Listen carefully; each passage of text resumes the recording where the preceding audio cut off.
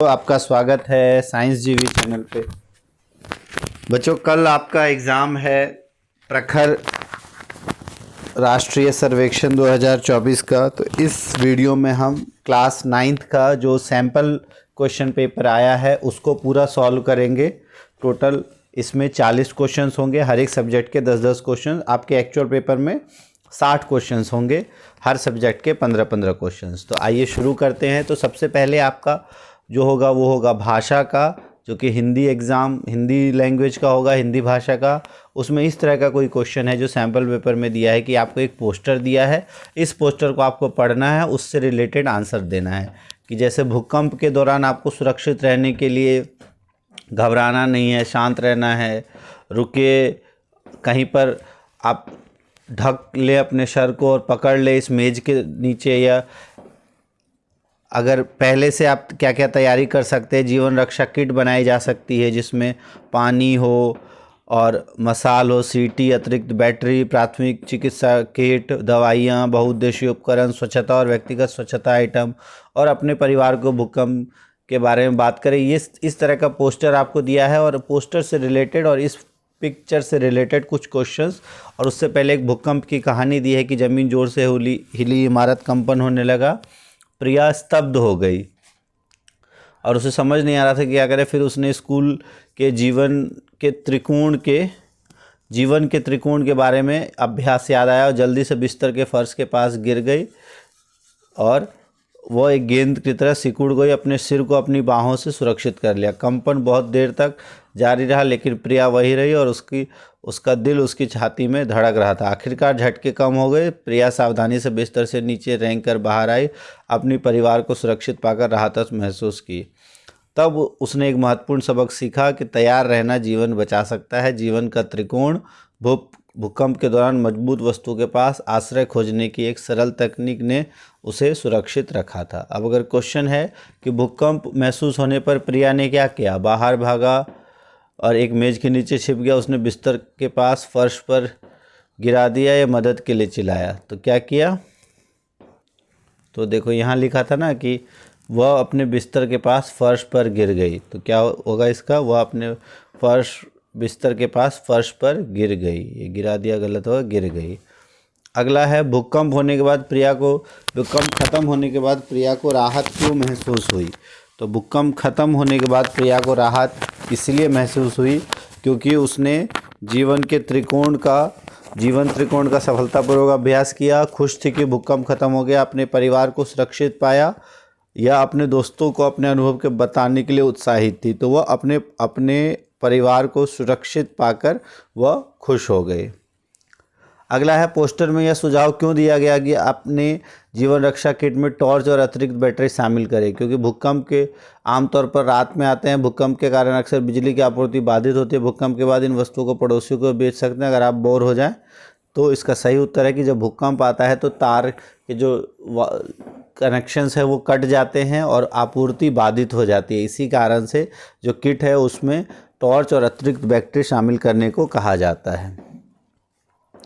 फिर है भूकंप से पहले परिवार के बारे में चर्चा करना क्यों महत्वपूर्ण है। पोस्टर के अनुसार देखें तो भूकंप के बारे में चर्चा करना क्यों महत्वपूर्ण है।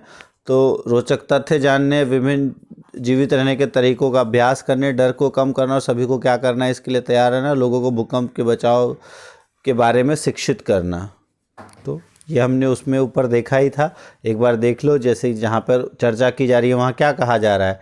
तो अगर आप देखो चर्चा करने वाले में क्या कहा जा रहा है कि भूकंप आने की स्थिति में क्या करना है, इसके लिए आपातकालीन योजना बनाना और पहले से चर्चा करने से डर कम करने में मदद मिलती है, खासकर छोटे बच्चों के लिए। तो क्यों हमको करना है, तो अब आप देख सकते हो, अब आप इसका आंसर दे सकते हो कि रोचक तथ्य जानने के लिए ये तो नहीं होगा, जीवित रहने के अभ्यास के लिए ये भी नहीं होगा, तो डर को कम करने के लिए और सभी को क्या करना है इसके लिए तैयार रहने के लिए। तो ऑप्शन नंबर सी इसका सही आंसर होगा। फिर है भूकंप की कहानी से पोस्टर की प्रभावशीलता किस प्रकार बढ़ाई जा सकती है। तो पैम्पलेट मूल्य की तकनीकों का उपयोग के बारे में एक कहानी प्रदान करके, पैम्पलेट में प्रयुक्त कुछ तकनीकी भाषा की व्याख्या करके, पुस्तक में छुटी हुई जानकारी जोड़कर और यह सुझाव देकर कि भूकंप उतने खतरनाक नहीं जितना लोग सोचते हैं। तो इसका सबसे सही उत्तर है ऑप्शन नंबर ए। तो ये 5 क्वेश्चंस इसके हो गए। अब आगे अगर देखें तो ये एक आपको गद्यांश दिया है, इस गद्यांश को पढ़कर आपको आंसर करना है। जैसे मेरी किताबों की दुनिया में खो जाना पसंद है मुझे, और मेरा मतलब है कि मेरे शहर की सार्वजनिक लाइब्रेरी है। जैसे ही आप ये सारा पूरा पढ़ोगे तब आप इसके क्वेश्चंस देखो तो लेखक को क्या बहुत भारी लगता है। तो ऐसे क्वेश्चंस में सबसे पहले आप 2 मिनट निकाल के इसको पढ़ लो, तब आसानी से आप कर पाओगे। आप साथ साथ पढ़ते आइए। तो किताबों से भरी ऊंची अलमारियां दिखाई देती हैं और यह काफ़ी भारी है, लेकिन फिर आपको ऐसे लोग मिल जाएंगे जो आपकी मदद कर सकते हैं। मेरा लाइब्रेरियन मेरे स्कूल प्रोजेक्ट के लिए ज़रूरी कोई भी किताब ढूंढ सकता था, आखिर अच्छी सिफारिशें भी सुझा सकता है। वह बच्चों के लिए बुक क्लब और स्टोरी टेलिंग सेशन जैसे मज़ेदार कार्यक्रम भी आयोजित करता है और निश्चित रूप से काफ़ी लोकप्रिय है। लाइब्रेरियन चीज़ों को व्यवस्थित भी रखता है और सुनिश्चित करता है कि किताबें सही जगह पर वापस आएँ। हाल ही में ऐसा लगता है पुस्तकालयों में कम लोग आते हैं, शायद वे उतना नहीं पढ़ रहे हैं या शायद उनके पास पढ़ने के लिए समय नहीं है। यह थोड़ा दुखद है क्योंकि पुस्तकालय एक सामुदायिक स्थान हुआ करते थे जहां साझा रुचि वाले लोग इकट्ठा होकर चर्चा करते थे, और पुस्तकालयों का खोने का मतलब है कि मूल्यवान कनेक्शन को खोना। इसलिए हम सभी के लिए महत्वपूर्ण है कि हम पढ़ते रहें, दूसरों को भी ऐसा करने के लिए प्रोत्साहित करें। पुस्तकालय केवल पुस्तकों के लिए नहीं होते, वे लोगों का साथ लाने और कल्पनाशीलता के लिए प्रज्वलित करने के लिए होती हैं। अब अगर क्वेश्चंस देखें इसका, लेखक को क्या बहुत भारी लगता है, तो किताबों से भरी ऊंची अलमारियों को देखना, स्कूल परियोजनाओं के लिए शोध करना, पुस्तकालय से लोगों को मिलना, या लाइब्रेरियन से बात करना। तो किताबों से भरी ऊंची अलमारियों को देखना। देखो सबसे पहला दिया है ना कि जैसे आप अंदर आते हैं तो आपको किताबों से भरी ऊंची अलमारियां दिखते हैं, और मैं कहूँगा कि यह काफ़ी भारी है, तो वो काफ़ी उसको भारी लगता है। फिर है गद्यांश के अनुसार लाइब्रेरियन क्या नहीं करता।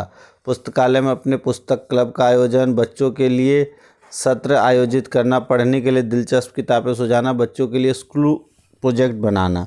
तो लाइब्रेरियन बच्चों के लिए स्कूल प्रोजेक्ट नहीं बनाते, तो इसका सही उत्तर हो जाएगा ए, ऑप्शन नंबर ए।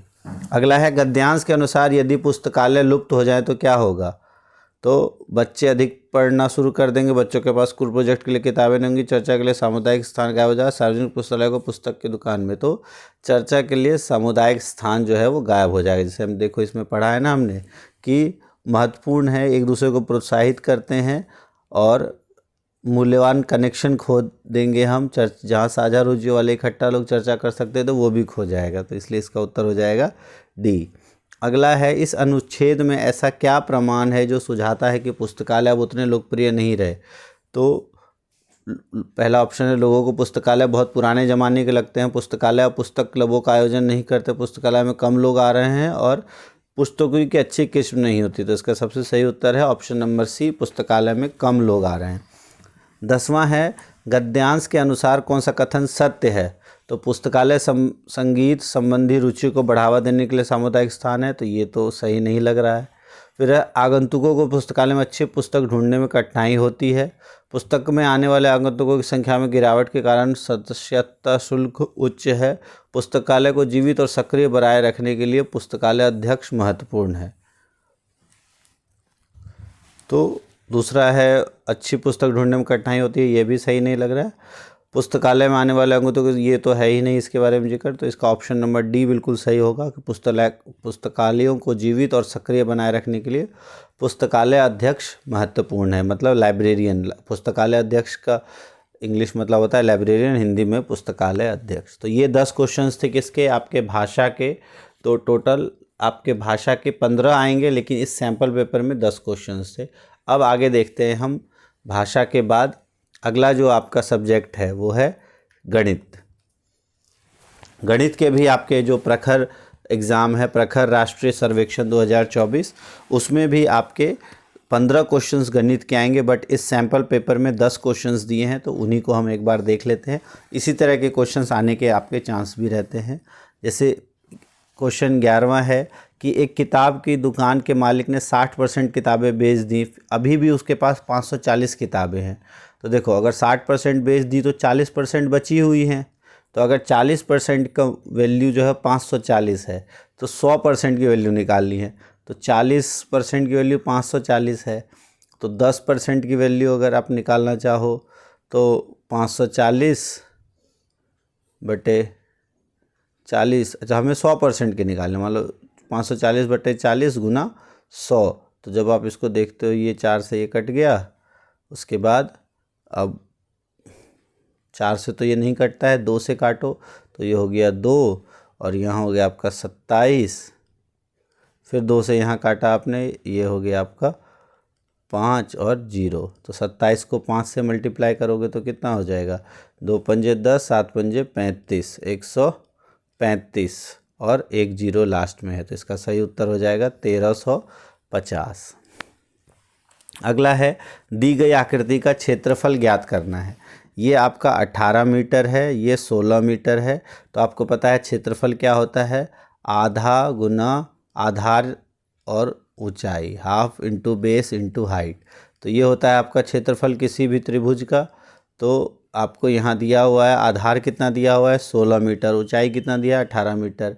तो जो क्षेत्रफल हो जाएगा वो हो जाएगा आपका हाफ इंटू आधार है आपका 16 और ऊंचाई है 18। तो इसको जब करोगे गुना तो 2 अट्ठे 16, तो 18 इंटू 8 108,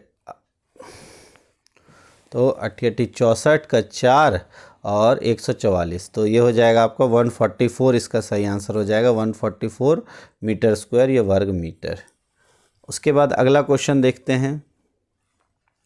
इसमें कहा गया दी गई आकृति में AOD इस वाले एंगल का मान निकालना है। अब अगर आप ध्यान से देखो, ये 30 डिग्री है, ये 30 डिग्री है, तो इस ट्राइंगल में ये कितने का होगा, तो ये दो अगर हम पहले निकालिए, ये एक ट्राइंगल है, ट्राइंगल में तीनों का सम होता है 180। तो ये अगर 30 है और ये 30 है, 30 30 60, तो ये हो जाएगा 120 का। और ये दोनों क्या है, शीर्षाभिमुख कोण है, तो ये इसका भी आंसर हो जाएगा 120 डिग्री। तो इसका सही उत्तर हो जाएगा 120 डिग्री। अगला है, एक संख्या में जो 8 जोड़ा जाता है, फिर उस परिणाम को 5 से गुना किया जाता है, तो अंतिम उत्तर 70 है। तो मूल संख्या ज्ञात कीजिए। देखो, ऐसे क्वेश्चंस को सॉल्व करने का सबसे बेस्ट तरीका होता है ऑप्शंस लेके कर दो, जो जो कहा गया वो कर दो। जैसे एक संख्या में 8 जोड़ा है और 5 से गुना किया, तो पहले लो 10, 10 में 8 जोड़ोगे तो होता है 18, 18 को 5 से गुना करोगे तो क्या होता है 90। तो पहला ऑप्शन नहीं है। दूसरा देखो, 14 में 8 जोड़ दो, अगर 14 में 8 जोड़ेंगे हम 22, 22 गुना 5 वो हो जाता है आपका 110, तो वो भी नहीं है, तो ये भी नहीं है। और वैसे भी जब 10 नहीं है तो 10 से बड़ा नंबर कैसे हो सकता है, ठीक है, तो ये भी हमारा नहीं है। फिर अगर 6 को देखते हो तो 6 गुना 8, 6 गुना 8 सॉरी 6 जमा 8 होता है 14, और 14 को फिर आप गुना करते हो 5 से, तो 14 पंजे होता है 70। तो ये सही आंसर हो जाएगा। तो ऑप्शन नंबर हमारा सी सही उत्तर हो गया। और नहीं, इसका दूसरा तरीका क्या है, आप ऐसे भी निकाल सकते हो, x ले लो नंबर, x में आप 8 जोड़ो और इसको 5 से गुना कर दो, तो इसका आंसर होता है 70। और x की वैल्यू अगर आप देखो, x प्लस 8 की वैल्यू हो गई 70/5, 70/5 होता है आपका 14, और x प्लस 8 जो है वो 14 के बराबर है, तो x की वैल्यू 14 माइनस 8 6 के बराबर हो जाएगी। तो ऐसे भी निकाल सकते हो आप। अगला है, इस व्यंजक में x स्क्वायर का गुणांक ज्ञात करना है। तो जो व्यंजक दिया हुआ है वो है आपका 2x² माइनस 3xy प्लस 5। तो x स्क्वायर के साथ कौन सा संख्या है, तो 2 है, तो इसका सही उत्तर हो जाएगा 2। xy का अगर पूछ लिया जाता तो -3 हो जाता, ठीक है। फिर है, एक लड़का अपनी बहन से 2 गुनी उम्र का है। यदि उसकी बहन x वर्ष की है तो उसकी उम्र क्या है। तो अब क्या कहा गया है कि लड़का अपनी बहन से 2 गुनी उम्र का है। तो अगर बहन की उम्र x है तो लड़के की 2 गुनी हो जाएगी, तो 2x हो जाएगी। तो अब पूछा है उसकी बहन x वर्ष की है, तो लड़का कितने x वर्ष का होगा, 2x वर्ष का। फिर आपका इस तरह का क्वेश्चन दिया है, इसमें छायांकित भाग का क्षेत्रफल निकालना है आपको। अब देखो, सबसे पहले टोटल काउंट करो, तो देखो 1 2 3 4 5 6 7 8 9 10 11, तो टोटल 11 भाग में है। इसको काउंट कर लो, 1 2 3 4 5 6 7 8 9 10 11, और ये नीचे भी 11 है, तो टोटल तो है 22। 22 में से कितने रंगे हुए हैं, तो देखो 6 ऊपर रंगे हुए थे और 5 नीचे रंगे हुए, 6 और 5 11। तो 11/22 अगर आप निकालो प्रतिशत में तो 100 से गुना कर दो, तो 11 1 कम 11, 11 दूना 22, और 2 से इसको करोगे तो 50 आंसर आ जाएगा। तो आंसर हो जाएगा 50%। अगला क्वेश्चन देखिए, सबसे छोटी परिमेय संख्या कौन सी है। तो सबसे छोटी परिमेय संख्या अगर आप देखो, अगर -9/5, -4/, -5/9, -9/8, तो ऐसे क्वेश्चन जब भी आए तो सबसे पहले आप इसका जो हर है उसको बराबर करो। तो सबसे हर अगर हम देखें तो इसको इस तरह से लिखो, पहले -9/5, -4/5, -5/9 और -9/8। ठीक है, तरीका है कि सबसे पहले आप इनका हर समान करो। अगर हर समान करोगे तो देखो 8 पंजे 40 और 40 गुना 9 360 होता है। ठीक है, तो 360 होता है, तो 360 के लिए इसको कितने से मल्टीप्लाई करेंगे हम। अच्छा, ये आप इसको 72 से मल्टीप्लाई करोगे इसको। अच्छा, एक और तरीका है, देखो शॉर्ट तरीका मैं बताता हूँ, ये तो थोड़ा लॉन्ग तरीका हो गया, शॉर्ट तरीका और है आपका। आप डेसिमल में लेके चलो, फटाफट हो जाएगा। देखो 5 × -9 तो कितना है, माइनस, और 90 है तो -1.8, ये हो गया। इधर अगर आपने किया -5 × 40 तो 0.8, फिर इधर आप देखो माइनस, तो 9 0.50 हो गया, तो 9 पंचे 45, फिर 5 तो 9.55। फिर अगर आप देखो इधर है -9/8, तो -0.90 है, तो 9 निम्न ओ 8, सॉरी -8 एकम 8, 1 और 0 तो 1.1। तो इसका सबसे आपको पूछा है सबसे छोटी, तो नेगेटिव में जो सबसे बड़ी वैल्यू है वही सबसे छोटी संख्या होती है, तो -1.8। तो इसका सही आंसर हो जाएगा -9/5। एलसीएम ऐसे में मत लो, जो आसान हो सॉल्व करना उसमें एलसीएम लेके आपका टाइम वेस्ट होगा, उसमें मत लो। फिर है, इस पैटर्न को पूरा करना है, 21, 23, 25, 27, 29, इसको आपको देखो ऐसे क्वेश्चन में आपको पूरा करना है। तो ये सम नहीं दिया हुआ, ये जोड़ना नहीं है, जोड़ने के बाद तो आपका अलग आंसर आ जाएगा। ये एक पैटर्न दिया है आपका 21, 27, 25। ठीक है, तो 21, 23, 25, 27, 29, 29 के बाद देखो कितने का गैप, 2 का गैप आ रहा है, 2 यहाँ, 2 यहाँ, 2 यहाँ, 2। तो इसके बाद अगला जो, अच्छा इस क्वेश्चन में थोड़ा सा वो ट्रांसलेशन में दिक्कत हो गई। इस क्वेश्चन में क्या था आपको, ये तो ऐड है, लेकिन ये संख्या जो है ये ऐसी नहीं है। ये इसकी जगह आपको दिया हुआ है 3 की पावर 3, 4 की पावर 3, 5 की पावर 3 और 6 की पावर 3, ये है ऑप्शंस में। वो ट्रांसलेशन क्योंकि इंग्लिश में आपका सैम्पल पेपर था, उसको हिंदी में करने में थोड़ी सी गलती हो गई, तो ये ऑप्शंस नहीं है। ऑप्शंस उसकी जगह है ये 3 की पावर 3 ए, 4 की पावर 3 बी, 5 की पावर 3 सी और 6 की पावर 3 डी। अब इन सबको जोड़ो, अगर आप जोड़ते हो तो ये होता है 125, और 125 आपको पता है क्या होगा, तो 5 की पावर 3। तो इसका सही उत्तर हो जाएगा ऑप्शन नंबर सी। फिर आपको ये दिया हुआ है, इस व्यंजक का नाम ज्ञात करना है, p की वैल्यू -3 है, तो 5p⁻3, इसको आप इस तरह से लिखना है, 5p⁻3 -p² प्लस 8p-1। तो अगर आप इसमें p की वैल्यू -3 रख देते हो, तो देखो पहले वाले में, इसको थोड़ा सा हम पेंसिल को कम कर दें ज़रा, हाँ, तो 5 और p का वैल्यू -3 है, तो -3 का क्यूब, फिर है माइनस, और फिर -3 का स्क्वायर, फिर +8 × -3 और ये -1। इसको सॉल्व करते हैं तो देखो 5 × -3 का स्क्वायर कितना हो जाएगा, क्यूब कितना हो जाएगा, -27, 3 3 होती है 27, फिर -3 का स्क्वायर हो जाएगा 9, 8 × -3 ये हो जाएगा -24 और -1। फिर इसको सॉल्व करते हो तो 27 × 5 कितना होता है, तो जब आप इसको मल्टीप्लाई करो तो 20 पंजे 100 और 7 पंजे 35, तो ये हो गया 135। और किसका, ये माइनस का, फिर है आपका -9, -24, -1, सब माइनस के हैं। तो इसको जब आप ऐड करोगे तो देखो कितना होता है, तो 135, और ये देखो 9 और 1 10, तो 135, 10 145 और 24, तो 169। और माइनस का, तो 169 माइनस का इसका सही उत्तर हो जाएगा। ये था आपका मैथ्स के 10 क्वेश्चन। गणित के 10 क्वेश्चन इस तरह से ही आएंगे आपके, ज़्यादा मुश्किल नहीं आएगी। हिंदी में थोड़ा बहुत दिक्कत हो तो उसको आप देख लेना, क्वेश्चन के अकॉर्डिंग आपको संभालना होगा। फिर अगला अगर देखें, ये है आपका विज्ञान। विज्ञान के भी 10 क्वेश्चंस होंगे आपके।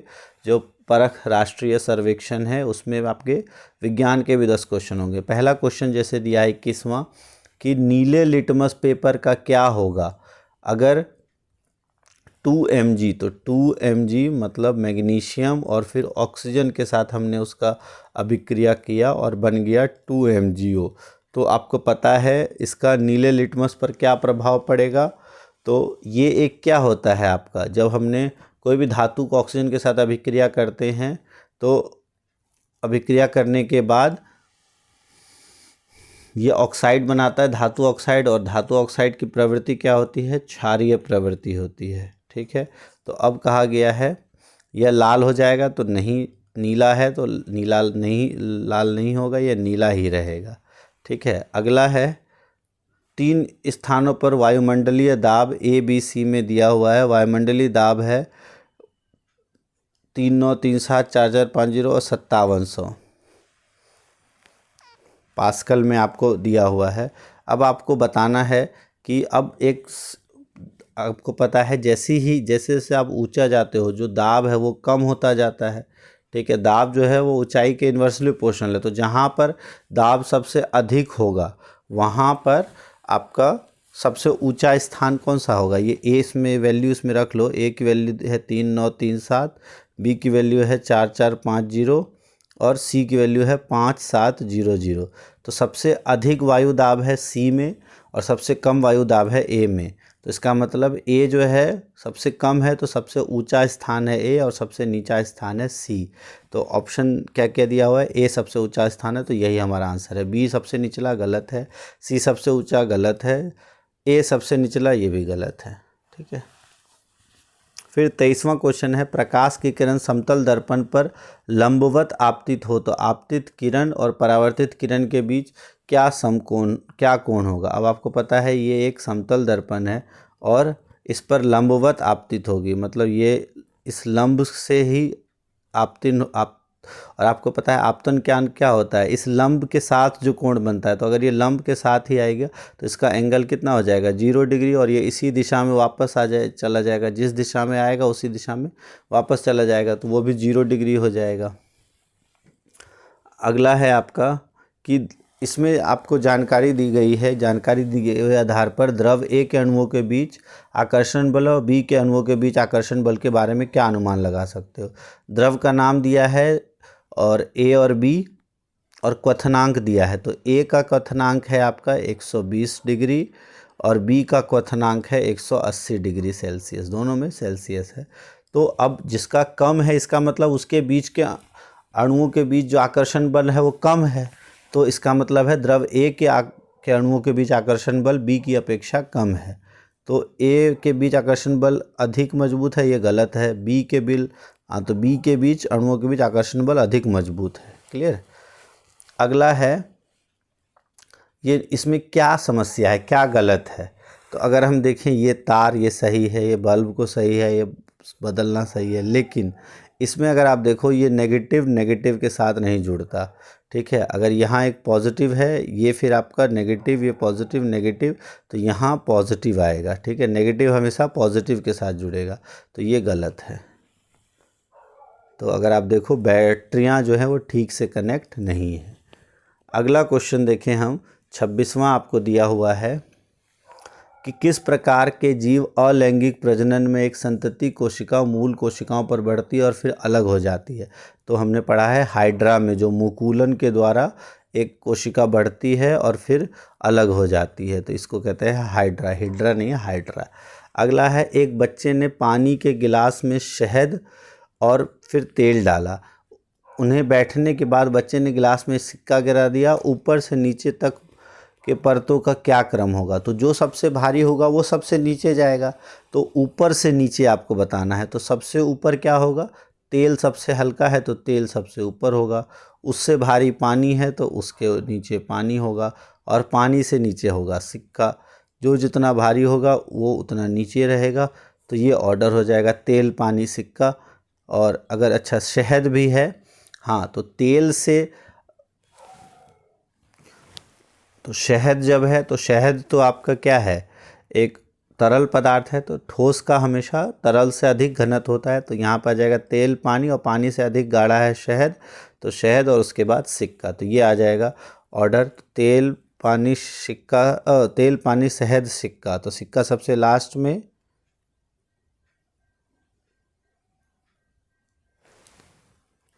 तो यही आंसर होना चाहिए। यहाँ थोड़ा सा तेल, पानी, शहद और सिक्का ये किसी में नहीं है, ठीक है। तो ये इसमें ऑप्शन गलत है। यहाँ पर आपका तेल और पानी होना चाहिए, इसमें कोई भी ऑप्शन नहीं है। क्वेश्चन हो सकते हैं कुछ ऐसे आ जाए जिसमें कोई भी ऑप्शन ना हो।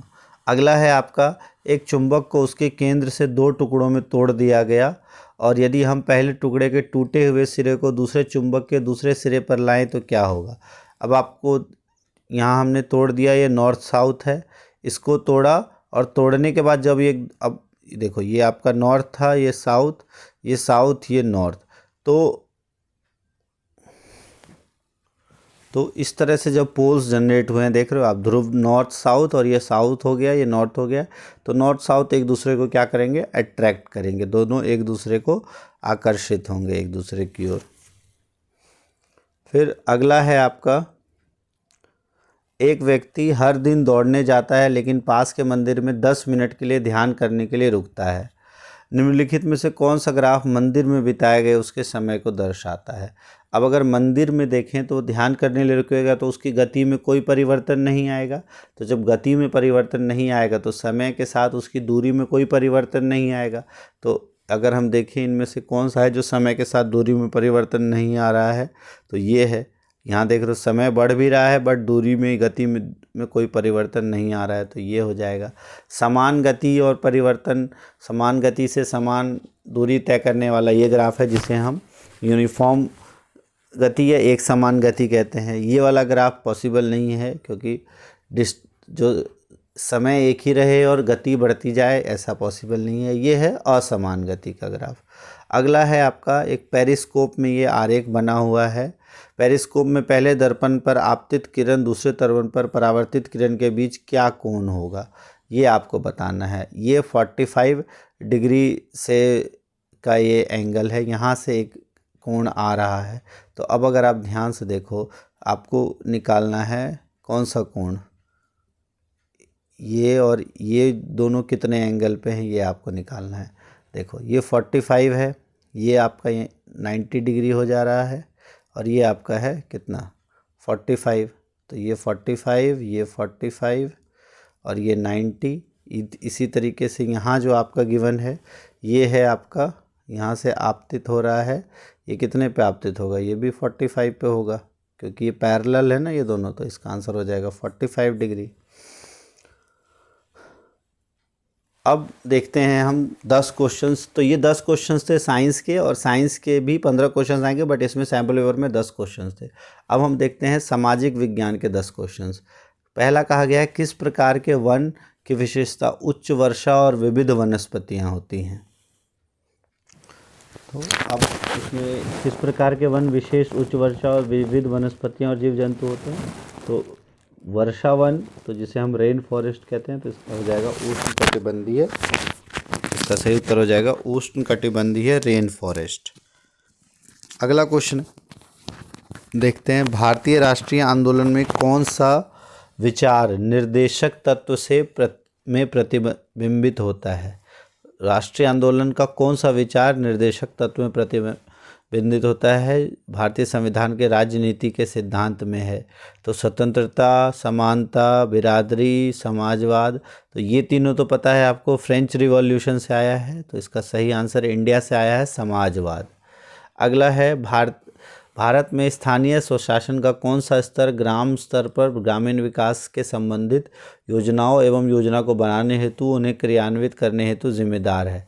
तो इसका सही उत्तर है ग्राम पंचायत। पंचायत समिति कुछ ग्राम पंचायत का समूह होता है, तो इसका सही उत्तर हो जाएगा ग्राम पंचायत। अगला है, महात्मा गांधी जो नस्लीय भेदभाव के शिकार थे, दक्षिण अफ्रीका में उन्होंने कई अहिंसक विरोध को सक्रिय रूप में शामिल हुए, तो उनके इस चीज़ से आगे बढ़कर किस प्रकार का आंदोलन, इनसे प्रेरित होकर किस प्रकार का आंदोलन हुआ। तो महात्मा गांधी से रिलेटेड है, तो आपको पता है 1950 और 60 के दशक में संयुक्त राज्य अमेरिका में नागरिक अधिकार आंदोलन। फिर अगला है, भारतीय राष्ट्रीय कांग्रेस के किस अधिवेशन में पहली बार संविधान सभा के विचार की मांग की गई। तो सबसे पहली बार 1934 के मुंबई अधिवेशन में, जिसके अध्यक्ष थे एम.एन. रॉय, इन्हीं की अध्यक्षता में सबसे पहली बार जो है वो संविधान सभा के विचार की मांग की गई थी, और ऑफिशियली 1936 के लखनऊ सेशन में इसके लिए प्रपोजल आया था। अगला है, चट्टानों के छोटे छोटे टुकड़ों में टूटने की प्रक्रिया क्या कहलाती है। तो इसको हम कहते हैं, छोटे छोटे टुकड़े में टूटना, अपक्षय होना, क्षय अपक्षय। अगला है, भारत अपने सांस्कृतिक तत्वों, भाषाओं और प्रथाओं को में विविधता में एकता कैसे प्रदर्शित करता है। तो एकता में प्रदर्शित कैसे करता है, तो अपनी समृद्ध भाषा, कला और भोजन विविधताओं के कारण पूरे देश में ये प्रसिद्ध है। अगला है, भारत में कौन सा पहलू इसकी विविध स्थलाकृति और जैव विविधता को प्रदर्शित करता है। तो परिदृश्य की विविधता, अलग अलग तरह के लैंडस्केप्स हमारे आसपास दिखाई देते हैं, तो इसको हम कहते हैं विविधता, जैव विविधता और स्थलाकृति की विविधता प्रदर्शित करता है। अगला क्वेश्चन है, निम्न में से कौन सा समाज में बड़े बदलाव के बावजूद समाज में कुछ विश्वासों, रिश्तों, प्रथाओं, गतिविधियों के निरंतर प्रचलन के तत्वों को मान्यता देता है। तो ये है आपका तकनीकी उन्नति, जो है आपका, अच्छा नहीं, तकनीकी उन्नति नहीं, सांस्कृतिक निरंतरता। तो सांस्कृतिक निरंतरता के विश्वास, रिश्तों, प्रथाओं और गतिविधि के निरंतर प्रचलन का मतलब निरंतरता, तो सांस्कृतिक निरंतरता। अगला क्वेश्चन, या अंतिम क्वेश्चन है कि 19वीं और 20वीं शताब्दी के दौरान विश्व में औद्योगिकरण और कारखानों के प्रसार का मुख्य प्रभाव क्या था। तो शहरों का तेज़ी से विकास होना। तो ये आपका टोटल 40 में क्वेश्चंस करवाए थे। इसी तरह के क्वेश्चंस आपके एग्ज़ाम में आएंगे, इसको अच्छे से आप तैयारी कर लो इसी तरह के क्वेश्चंस की। कल आपका एग्ज़ाम 4 तारीख को सुबह सुबह होगा। ऑल द बेस्ट आपके एग्ज़ाम के लिए, और अच्छे से प्रैक्टिस कर लो। थैंक्स फॉर वॉचिंग साइंस जीवी।